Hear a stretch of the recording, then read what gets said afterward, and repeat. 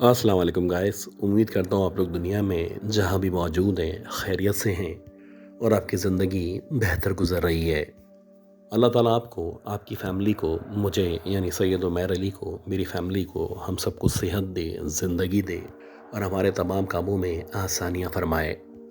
अगर आप में से किसी ने भी अब तक मेरे चैनल को सब्सक्राइब नहीं किया तो हमें सपोर्ट करने के लिए, मुझे सपोर्ट करने के लिए सबसे पहले इस वीडियो को लाइक कर दें और इस चैनल को सब्सक्राइब कर लें।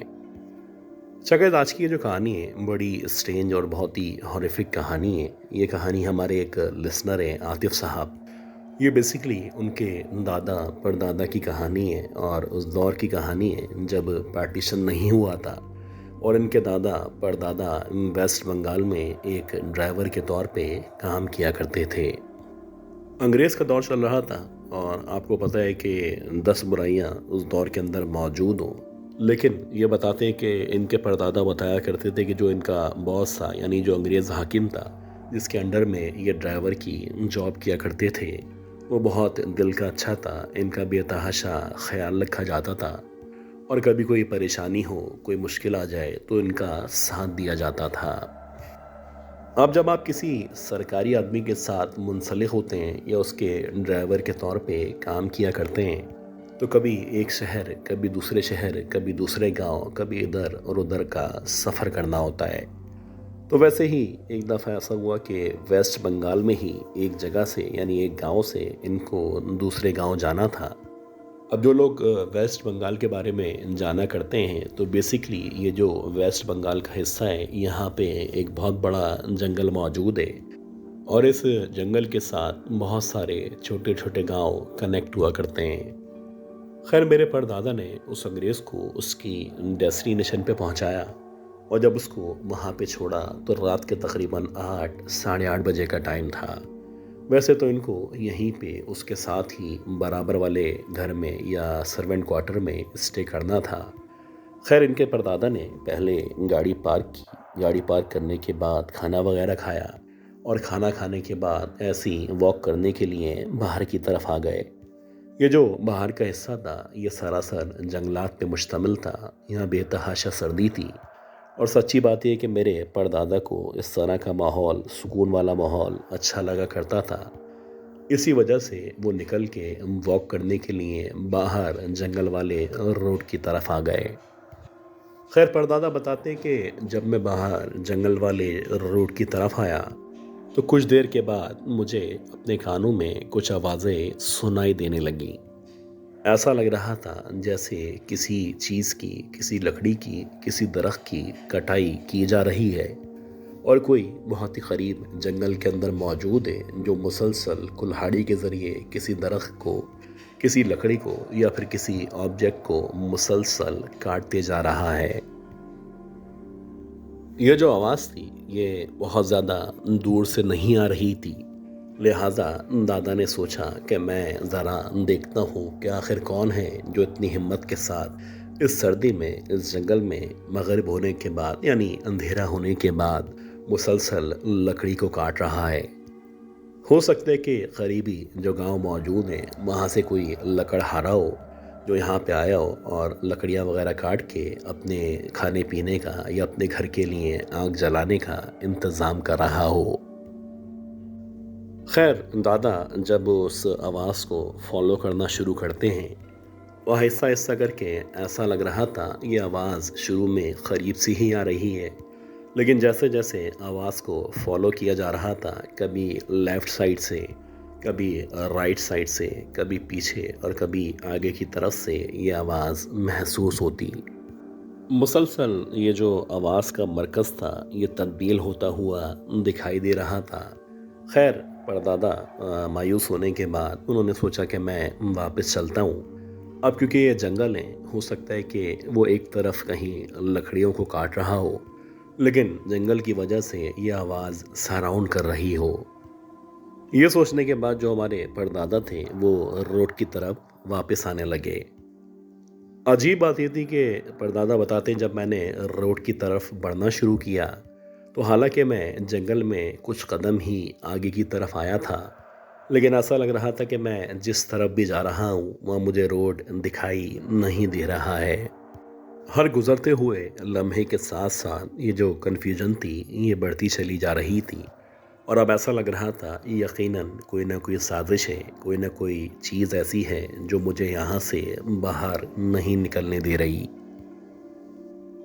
दादा बताते हैं कि काफ़ी देर तक जब मैं उसी जंगल में आगे पीछे घूमता रहा और घूमने के बाद जब मुझे ऐसा महसूस होता कि जैसे अभी कुछ देर पहले मैं जहाँ से गुज़रा था अभी दोबारा वहीं से गुज़र रहा हूँ, तो मेरी मायूसी में इजाफ़ा होता चला जाता।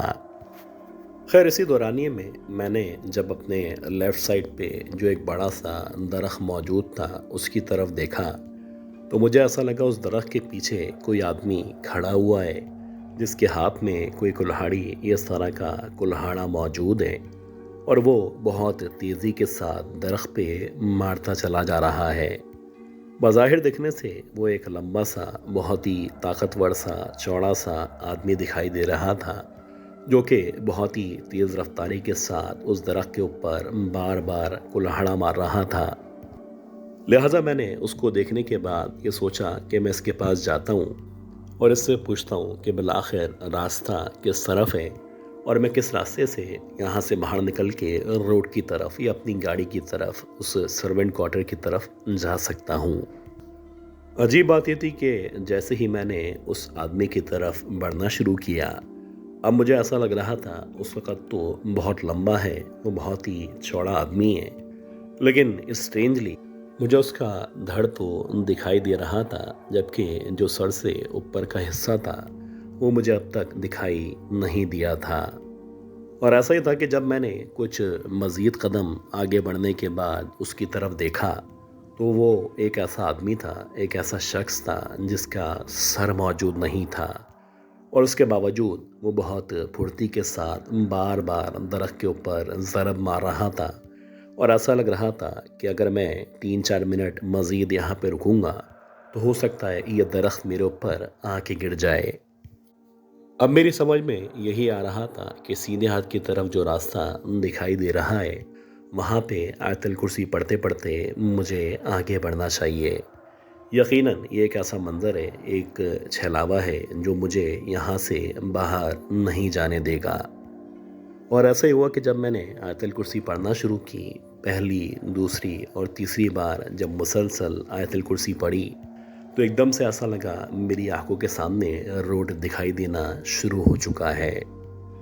और ऐसा ही था कि मैं 5-7 मिनट के अंदर अंदर अब बाकायदा उस रोड के ऊपर आ चुका था, और अब मुझे लग रहा था जैसे मैं बच के वापस खैरियत से वहाँ यानी कि सर्वेंट क्वार्टर में पहुँच पाऊँगा।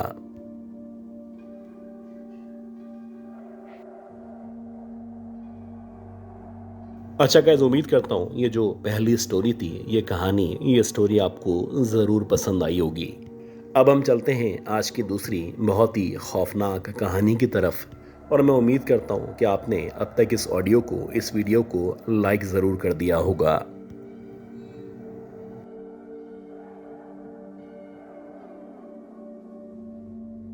मेरा नाम हिबा है, और मुझे अच्छी तरह याद है कि 2003 में मैं अपने हस्बैंड और अपने 2 फैमिली मेम्बर्स के हमरा बफर जोन के एक सेक्टर में शिफ्ट हुई थी। जो लोग कराची में रहा करते हैं वो बफर जोन के जितने भी सेक्टर थे उन सब से वाकिफ़ होंगे। तो एक सेक्टर ऐसा है जो कि बिल्कुल एक बहुत बड़ी बस है उसके स्टॉप के नज़दीक मौजूद है। खैर ये जो घर हम लोगों ने लिया था, जाहिर सी बात है हमने ख़रीदा नहीं था। हम कुछ अरसे के लिए उस घर में किराएदार के तौर पे शिफ्ट हुए थे। मेरे हस्बैंड का यही इरादा था कि जैसे जैसे हालात बेहतर से बेहतर होते चले जाएंगे और जैसे जैसे सिचुएशन हमारे फेवर में आती चली जाएगी, तो हम किसी और जगह, किसी और घर में ना सिर्फ शिफ्ट हो जाएंगे, बल्कि हम लोग कोशिश करेंगे कि अपना घर ख़रीद सकें। ये जो घर था, इस घर के बारे में स्टेट एजेंट के अलावा बहुत सारे लोग थे जो मेरे हस्बैंड से कह रहे थे कि अगर हो सके तो आप इस घर को ना लें। लेकिन जितनी हमारी रेंज थी या जितना किराया हम दे सकते थे, उसके अंदर ये सबसे बेस्ट ऑप्शन था। खैर, जब शुरू शुरू में हम उस घर के अंदर शिफ्ट हुए तो बज़ाहिर सब कुछ नॉर्मल था और ऐसा लग ही नहीं रहा था कि हमारे साथ बहुत कुछ होने वाला है। या फिर आप कह सकते हैं कि शुरू शुरू में जब हम उस घर में गए थे तो हमने सबसे पहले वहाँ पे कुरान खानी करवाई थी, और ख़ास तौर पे जो मेरी मदर थी या जो मेरे मैके वाले थे वो मेरे साथ वहाँ पे 2-3 दिन तक रुके हुए थे। खैर, जब मेरी मदर वापस चली गई और बैक हम लोग यानी मैं, मेरे हस्बैंड और मेरे 2 फैमिली मेम्बर्स वहाँ पे मौजूद थे, तो उसके बाद से बहुत सारे वाक़यात हमारे साथ होना शुरू हुए। इसी तरह की रात थी और रात के तकरीबन 2 या 2:30 बजे का टाइम था। हल्की हल्की सी सर्दी हो रही थी। अब आम तौर पे कराची में इतनी ज़्यादा सर्दी नहीं हुआ करती, लेकिन इत्तफाक है कि जिस रात का ये वाक़या है उस रात ज़रा सर्दी ज़्यादा थी। एकदम से मेरी आँख खुली, और जब मेरी आँख खुली तो मुझे ऐसा लगने लगा कि मेरे करीब जवाड़ से या बराबर वाले कमरे से किसी औरत के रोने की आवाज़ आ रही है। अब जब मैं उठ के बैठी तो पहले मुझे यही लगा कि शायद बराबर वाले घर से या फिर सामने वाले घर से ये जो आवाज़ें आ रही हैं, लेकिन जब मैंने इस आवाज़ पे गौर करना शुरू किया तो मुझे ऐसा लगा कि जो हमारा कमरा है उस कमरे के बिल्कुल बराबर में जहाँ पे किचन मौजूद है वहाँ पे कोई मौजूद है, और ना सिर्फ मौजूद है बल्कि बहुत गहरी गहरी सांसें ले रहा है और अजीब तरीके से सिसकियाँ ले ले के रो रहा है। अब जैसे ही मुझे ये एहसास हुआ तो सबसे पहले मैंने अपने हस्बैंड को हिलाया और उनको उठाने की कोशिश शुरू कर दी। खैर, तकरीबन 5 या 10 मिनट की कोशिशों के बाद जब मेरे हस्बैंड उठे तो उस वक्त तक ये जो रोने की आवाज़ें थीं मुकम्मल तौर पे रुक चुकी थीं। अब जब मेरे हस्बैंड उठे और मैंने उनको बताया कि अब से 5 मिनट पहले किसी औरत के रोने की आवाज़ आ रही थी, तो वो कहने लगे कि शायद तुम्हारा वहम होगा या तुम्हें ऐसा फील हो रहा होगा, या हो सकता है कि तुमने कोई ख्वाब देखा हो। बहरहाल ये जो बात थी ये आई गई हो गई, और इसी तरह 1 या 2 दिन मज़ीद गुजर गए। मुझे अच्छी तरह याद है कि शायद पीर या मंगल का दिन था और रात के तकरीबन 1 या 1:30 बजे का टाइम था। इत्तफाक से जो मेरे हस्बैंड थे वो किसी काम से बाहर गए हुए थे। खैर, मैं उनका वेट कर रही थी और मैं जाग रही थी, क्योंकि अगर मैं सो जाती तो गेट खोलने में या उनको अंदर आने में परेशानी का सामना करना पड़ता। मैं इस दौरानिए में मोबाइल यूज़ कर रही थी या जो भी टीवी वगैरह देख रही थी कि एकदम से मुझे दोबारा से किसी औरत के रोने की और सिसकियाँ लेने की आवाज़ सुनाई दी। अब जैसे ही मुझे किसी औरत के रोने की या सिसकियाँ लेने की आवाज़ सुनाई दी तो एकदम से मेरे जो कान थे वो ना सिर्फ खड़े हो गए बल्कि मेरे ऊपर खौफ तारी हो गया। इस बार जो रोने की आवाज़ थी वो ऐसा लग रहा था जैसे जो हमारा दरवाज़ा है उस दरवाजे के बाहर की तरफ से आ रही है। मुसलसल ये जो आवाज़ थी ये बढ़ती चली जा रही थी, और जैसे जैसे ये आवाज़ बढ़ रही थी ना सिर्फ मेरे पसीने छूट रहे थे बल्कि मुझे लगने लगा था कि अब मेरे साथ कुछ होने वाला है। खैर, मैंने अपने आप को हौसला दिया और जो भी कुरानी आयत मुझे आया करती थी मैंने उनकी तिलावत शुरू कर दी। अब जब मैंने तिलावत करना शुरू की तो मेरा थोड़ा सा हौसला बहाल हुआ और अब मुझे लगने लगा था कि डरने की कोई ज़रूरत नहीं है। खैर, तिलावत करने के बाद 15 या 20 मिनट के अंदर अंदर ये जो आवाज़ें थीं ये आना बंद हो गईं। अभी 15 या 20 मिनट मज़ीद गुजरे होंगे कि इत्तफाक से किसी काम से मैं गेट की तरफ गई, और जब मैं गेट की तरफ गई और मैंने गेट खोल के बाहर की तरफ देखा तो हमारा गेट जैसे ही खुला करता था तो हमारे गेट के सामने बहुत सारी स्टेयर्स मौजूद थीं, यानी कि एक रास्ता ऊपर की तरफ जाया करता था और एक रास्ता नीचे की तरफ जाया करता था। खैर जैसे ही मैंने स्टेयर्स की तरफ देखा तो जो स्टेयर्स ऊपर की तरफ जाया करती थी, मैंने देखा कि उन स्टेयर्स के ऊपर एक औरत बाकायदा आप कह सकते हैं कि लेटी हुई है, या आप कह सकते हैं कि बैठी हुई है। कुछ अजीब से तरीके से वो सीढ़ियों पे मौजूद थी और बज़ाहिर देखने से ऐसा लग रहा था जैसे उसकी जो हाइट है वो तकरीबन 8 या 8.5 फीट के दरमियान है। उसका कद इस कदर बड़ा था कि जीना जहाँ से शुरू हुआ करता था उसके करीब उसका सर मौजूद था, और जहाँ पे जीना ख़त्म हुआ करता था यानी कि तकरीबन 12 या 14 सीढ़ियों के बाद वहाँ तक उसके पाँव फैले हुए थे। उसने सफ़ेद कलर का लिबास पहन रखा था और उसके जो बाल थे वो इस कदर बड़े बाल थे कि ऐसा लग रहा था कि पूरे जीने पे या पूरी सीढ़ियों पे ना सिर्फ फैले हुए हैं बल्कि मेरे खौफ में इजाफा करने के लिए काफ़ी हैं। इसके साथ साथ उसका जो चेहरा था ऐसा लग रहा था जैसे झुलसा हुआ या जला हुआ चेहरा है, जबकि उसके जो पाँव थे ऐसा लग रहा था कि उसके पाँव में बहुत ज़्यादा ज़ख्म मौजूद हैं। वो अपने मुंह से कुछ अजीब तरीके की आवाज़ें निकाल रही थी और ऐसा लग रहा था जैसे वो सिसकियाँ ले लेके रो रही है। अब जैसे ही मैंने अपने सामने इस खौफनाक मंजर को देखा तो मैंने फ़ौरन से दरवाज़ा बंद किया और दरवाज़ा बंद करते ही भागती हुई जैसे तैसे वापस कमरे में आ गई। मैं इस कदर खौफज़दा थी कि मैंने अंदर जो कमरे का दरवाज़ा था उसको भी बंद कर लिया था, और जितनी भी कुरानी आयत मुझे आया करती थी मैं मुसलसल उनकी तिलावत कर रही थी। मैं बहुत ज़्यादा घबराई हुई थी और मुसलसल वेट कर रही थी कि कब मेरे हस्बैंड वापस आएं और मैं उनको इस बारे में बता सकूं। खैर अल्लाह अल्लाह करके तकरीबन 40 मिनट मज़ीद गुजरने के बाद जब मेरे हस्बैंड वापस आए तो मैंने उनसे ये सारा का सारा वाक़या बयान किया। मेरी ये बातें सुनने के बाद मेरे हस्बैंड का अब भी यही कहना था, ये सब तुम्हारी खाम ख्याली है, यह यकीनन तुमने कोई ख्वाब देखा होगा। अब जब उन्होंने दूसरी दफ़ा मुझसे इस तरह की बात की तो मैंने भी फ़ैसला कर लिया था कि अगर अब मेरे साथ मज़ीद कोई वाक़या पेश आएगा तो मैं कम से कम इनके साथ शेयर नहीं करूँगी। इसी तरह कुछ मज़ीद रातें गुजरती चली गईं और एक दफ़ा ऐसा हुआ कि मैं अपने हस्बैंड को अपने घर में छोड़ के अपने मैके गई हुई थी।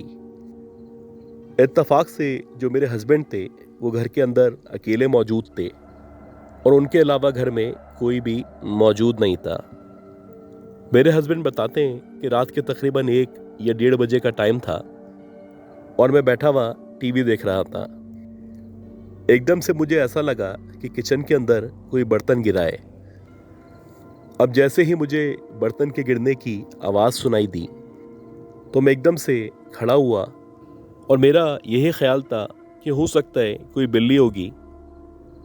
बहरहाल जैसे ही मैं उस तरफ गया और मेरी नज़र किचन के अंदर पड़ी तो मैंने देखा कि एक औरत सफ़ेद कलर के लिबास में किचन के अंदर न सिर्फ खड़ी हुई है बल्कि ऐसा लग रहा है जैसे वो कुछ खा रही है।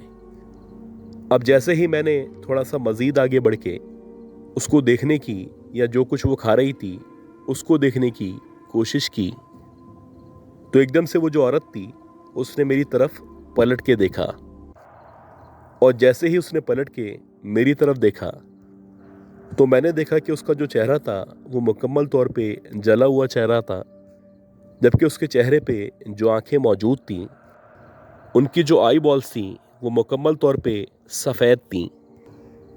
अब जैसे ही मेरे हस्बैंड ने उसकी आंखों को देखा तो मेरे हस्बैंड को यकीन हो चला था कि आज उनका सामना भी उसी चुड़ैल से या उसी मखलूक से हो चुका है। खैर मेरे हस्बैंड फ़ौरन से पलटे और जैसे तैसे गिरते पड़ते कमरे से ना सिर्फ बाहर निकले बल्कि बाहर निकलने के बाद स्टेयर से होते हुए घर के बाहर आके खड़े हो गए, और वहाँ पे खड़े होने के बाद उन्होंने जो लैंडलॉर्ड था उसको कॉल की और उसको कॉल करके उससे पूछा, बल्कि उससे शिकायत की कि जो घर आपने हमें किराए पे दिया है यहाँ पे इस तरह के वाक़यात पेश आ रहे हैं। खैर वो जो लैंडलॉर्ड थे वो बजाय इसके कि इन बातों पे यकीन करते, वो मुसलसल यही कह रहे थे कि आप ये अपने पास से बातें बना रहे हैं। आपसे पहले भी बहुत सारे लोग यहाँ पे आ चुके हैं और काफ़ी अरसे तक उन्होंने यहाँ पे टाइम स्पेंड किया है। खैर अल्लाह का शुक्र है कि मुश्किल से 1 महीना हमने वहाँ पे गुजारा होगा। उसके बाद जो मेरे हस्बैंड थे उन्होंने ना सिर्फ घर चेंज कर लिया, बल्कि जो दूसरा घर लिया उसमें जाने से पहले सबसे पहले इस्तिखारा करवाया और इस्तिखारा करवाने के बाद वहाँ पे जाके कुरान ख़वानी करवाई। आज भी बफर जोन के अंदर वो घर मौजूद है और आज भी हमने सुना है कि मुख्तलिफ फैमिलीज़ वहाँ पे आती हैं और कुछ दिनों के अंदर अंदर वहाँ से चली जाती हैं।